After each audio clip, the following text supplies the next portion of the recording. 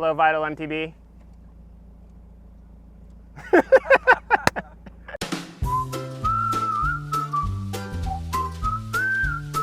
Hello, Vital MTB. You're watching 17 Questions with me, Luca Cometti. Let's begin.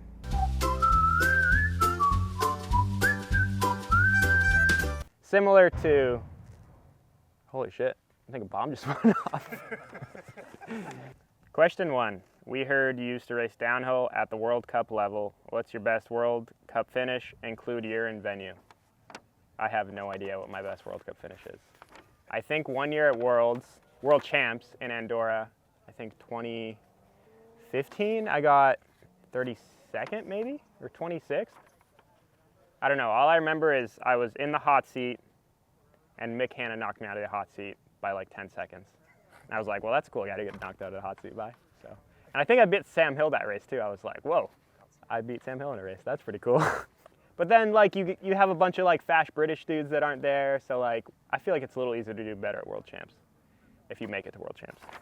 Who do you hate getting beaten by when you're racing World Cups? Nick Nesteroff. Nick Nesteroff and I were both on Intense my second year that I was on the team, and he was a junior at the time. I was pro. I don't know if he actually ever beat me that year, but still, for sure, Nick, just because he's younger than me and grew up in the same area, and he's a good friend of mine, but it stinks to get beat by the little Grom from the races that you used to look down upon. Now that you've transitioned to competing primarily at Crankworx events, what form of racing is your favorite? I would say slalom is my favorite. Slalom's kind of making a bit of a resurgence, kind of more so in the US, and then now Crankworx has kind of adopted it, and they live stream all the events, and I don't know, yeah, something about slalom. It's been around for a long time, but it's kind of come in waves, and just always enjoy racing slalom. It's always a good time. Super aggressive racing. I feel like it's really fun to watch too. Unlike speed and style, it's a lot easier to understand. A lot of venues you can watch the race top to bottom, so it makes it great for people watching. Question 4, what does your 2022 racing schedule look like? Do you have any video projects planned as well? 2022 racing season, I think I'm planning to do the Crankworx stuff again. I'll also be doing some national events. I'm actually thinking about racing Continental Champs in February down in Costa Rica. I'm hoping to get enough points to maybe race a World Cup. We'll see what happens. I think you need 40 points, and I'm pretty sure if you get 8th place, that's 40 points. I love Mount St. Anne, so I'd be stoked to maybe go to Mount St. Anne or Snowshoe. But yeah, besides that, kind of the one-off events, Sea Otter, Crankworx, National Champs, TDS, a couple sort of one-off events. And then for video projects, trying to come up with an idea right now for some video content. Pretty much all the sponsors I have, they're really just interested in more video-related stuff. The racing, I'm just kind of doing because I enjoy it, and it brings me joy. Yeah, right now in today's day and age, it's all about video content. The days of kind of doing, I don't know, maybe getting like a top 10 at a national could be important, but now it's like nobody really cares. They'd rather you put that effort into video projects. Speaking of videos, you spend a lot of time behind the camera these days filming projects yourself. How did you get into photography and filming, and how has that outlet helped your mountain biking career? Yeah, I was, I guess, always kind of artistic from like a young age, but I was terrible at drawing or any sort of kind of traditional art. And my parents had an EOS, some sort of Canon EOS camera, and convinced my parents to let me borrow it, and just kind of went out to my local trails and started filming and shooting photos of my friends. And from there, it's just kind of been something I got more into. I took a few community college classes for some like commercial photography, and have just always had like a big passion for telling stories and shooting photos and videos. A lot of my sponsors that I have kind of value me for being able to kind of create and produce content, as well as be featured either behind or in front of the camera. Like for the most recent Canyon Torque video that just came out, it's like a 3-rider part, and I filmed the part of Sam Soriano in Utah. So that was kind of like an example of like a company that I sponsored for biking that also uses me behind the camera. Question 6, have you ever beat Kyle Straight in a dual slalom race? Yes, I have. Let me tell you. I've beat Kyle, is it 3 times at national champs, I think? Kyle Straight has beat me plenty at slalom, but he has never beat me at national champs. or he has never beat me in a finals at national champs. I think the first time I actually met him was at Angel Fire, where he shortly after finished second behind me. Yeah, and then there was another year that he also finished second behind me. But then he smoked me at a bunch of other races, so he's a good friend of mine. We go back and forth with a lot of slalom battles. Guys like Kyle, they're like really making the push to make slalom racing big in the US. So yeah, hoping to get the slalom stuff continuing to grow in the future. Number 7, what do you think you have a better chance of achieving? Beating Kyle Straight in a push-up contest or a beer drinking contest? Whoa.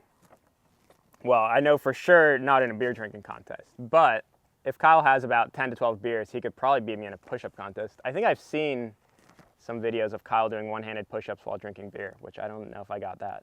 So I'm gonna go with push-up contest, especially now. He's gotten kind of soft. He's got like a kid and stuff. He's got like probably good shoulder strength, but not so much chest strength. So I think I got him beat. Here we go. What GoPro setting do you use to make your POV footage looks so much better than everyone else? Well, except maybe Mikey's, that is. Oh, okay, thanks. Well, Mikey's makes some awesome looking GoPro stuff. He shoots mainly on, I think, the Max, which is the 360 camera. I mainly shoot on a GoPro 9, and I actually have a video on my YouTube on how I set up my GoPro that you guys can check out. Maybe they link it in the description or whatever. But pretty much I just use ND filters, and an ND filter is like a neutral density filter, and that allows me to bring my shutter speed for my GoPro down. So I lock my shutter speed at a 48th of a second and shoot it at 24 frames per second. And then I just bring it into the GoPro app, do a little color correction, and post it straight up on Instagram. Number 9, what happened to Speed and Style Luca? Run us through your infamous front flip huck from Crankworx Whistler 2019. I broke my back. What do you mean by that? You My broke back is broken. what? A vertebrae or Well, what portion? Spinal.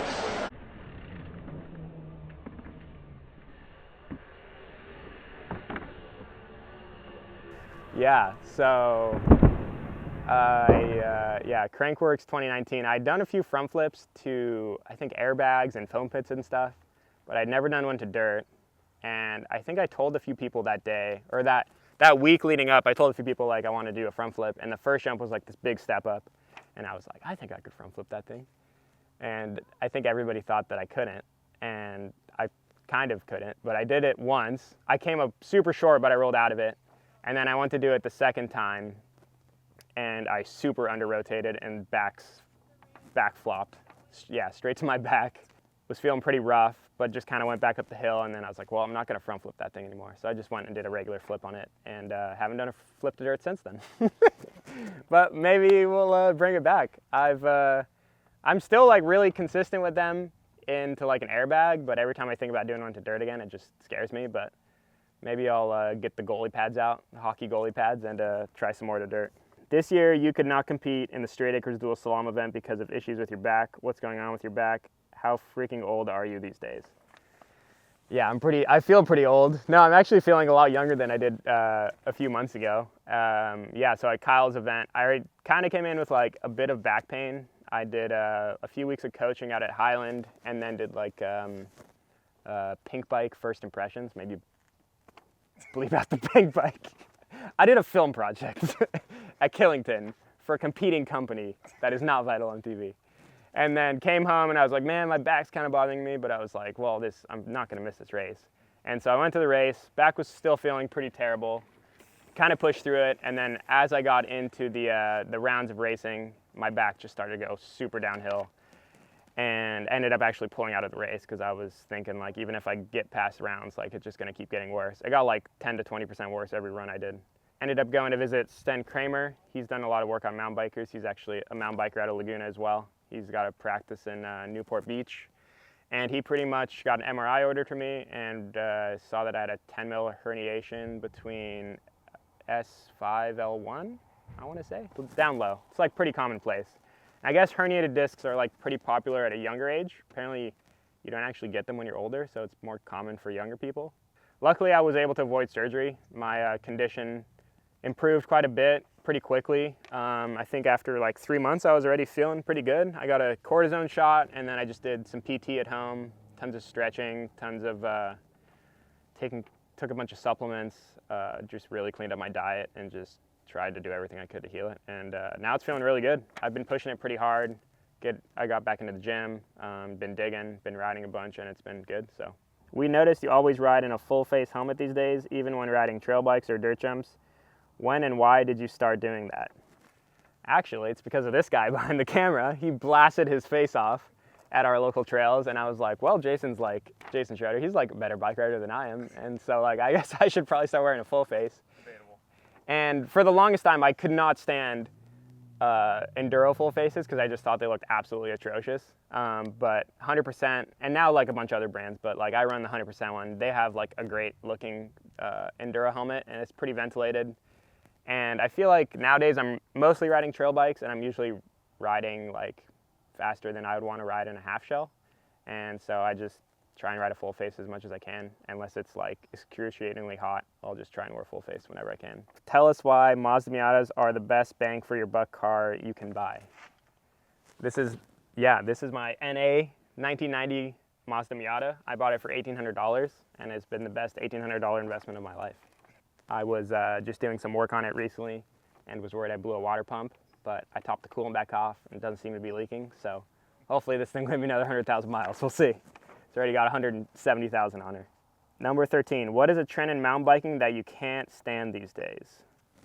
I don't know that it's so much a trend, but I'm kind of torn because I think it's great that there's like kind of more intermediate YouTubers making videos because it's a lot more achievable for kind of the general audience.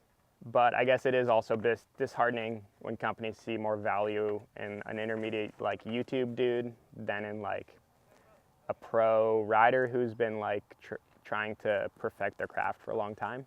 Yeah, there's been a lot of frustration between like a lot of my friends and stuff on just kind of like that shift to like doing the YouTube stuff, which I think is great. Like some people are really good at it, but like not everybody's built for it. And there's not like one recipe that works for everybody. I think some personalities are really good for it, but others maybe aren't as good. I don't love the whole idea of just like holding a camera and pointing it at myself and talking. So that's kind of going back to like video content stuff for the year. I have like a few ideas that I want to do for YouTube related content, but I want to make it a little more produced and a little more kind of like my own style. Who do you think is the GOAT of mountain biking, both male and female? I guess he already kind of has the title, but it's hard to not think that Greg Minnaar is not. He actually came to this spot, Preston's Ginger Beer, down in San Diego. We had a big party with a bunch of World Cup guys that showed up right after Snowshoe. He was there, and then, yeah, I've kind of known him throughout the years. He's just like the most humble, easygoing dude, always down to have a good conversation, and obviously his accomplishments are pretty extraordinary. The fact that he won world champs last year at his age is mind-boggling. I mean, he's a beautiful man. He looks great for his age. So I don't know if I would say so much the GOAT, but somebody who's like really stuck out to me that I met a few times is Missy Giove. She came out to some of the nationals a few years ago, and just her personality and her story. I think Vice even did like a story on her a couple years ago, which was super exciting and cool to watch. Yeah, she's just like such a loose human and just so fun and cool. And for me, she's the GOAT. She's awesome. How did you get so into making coffee? I actually used to hate coffee when I was younger. I remember, so my parents are both Italian and my mom's Swiss, but we go to Italy all the time and they'd always be drinking coffee, and it's like, oh, this terrible espresso. And eventually I kind of started to get more into it, had some Frappuccinos from Starbucks, and then started to kind of evolve from there. And now I've gone full nerd mode. I like grind my coffee with a hand grinder every morning. I got like this manual press. It's like, yeah, it's like a 30-minute process every morning, but it's fun. I don't know, it's something to nerd out on. It's kind of artistic because you can like pour some art, but it's also very technical, so then like kind of weigh everything and time everything. So it's like similar to, holy shit, I think a bomb just went off. We're right by a military base, so. Oh, here we go, continuation actually. Take us through your typical coffee making morning routine. What are you making and how long does it take from start to finish? I have this nice manual grinder. I have a espresso press, it's a flare. And then I have a little stovetop steamer that pretty much like steams water, and you can steam milk with it. And I'd say start to finish, I usually make my girlfriend and I a cappuccino every morning, and I'd say it's probably about a 30-minute start to finish. But yeah, I enjoy it. I don't know. It gets me excited to wake up every morning, so 17 question. Question 17. Wouldn't you rather be making us coffee right now instead of answering these dumb questions? I don't know. I enjoyed these questions, but I'll make you guys some dumb coffee if you want too. So, yeah. Thanks for watching.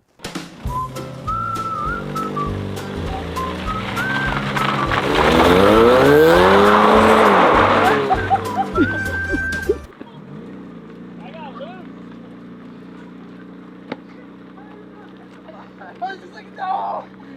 There goes the oil pan, dude!